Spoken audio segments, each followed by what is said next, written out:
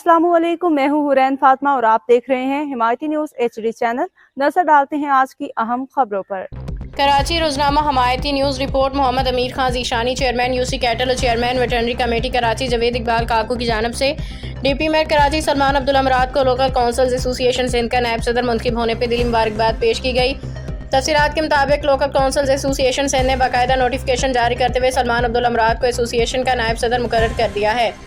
Notification के मुताबिक सलमान अब्दुल अमराद सिंध में मुकामी हुकूमतों की मौजूदा मुद्दत मुकम्मल होने या अगले अहकाम तक इस ओहदे पर अपनी जिम्मेदारियां अंजाम देते रहेंगे। इस मौका पर जवेद इकबाल काकू ने अपने पैगाम में कहा कि सलमान अब्दुल अमराद की नामजदगी मुकामी हुकूमतों के निज़ाम के लिए एक मुस्बत पेशरफ्त है और उनकी क़यादत में बल्दियाती अदारों की कारकर्दगी मज़ीद बेहतर होगी। उन्होंने इस उम्मीद का इजहार भी किया कि वो सूबे में बल्दियाती नुमाइंदों के मसाइल के हल के लिए मौसर किरदार अदा करेंगे।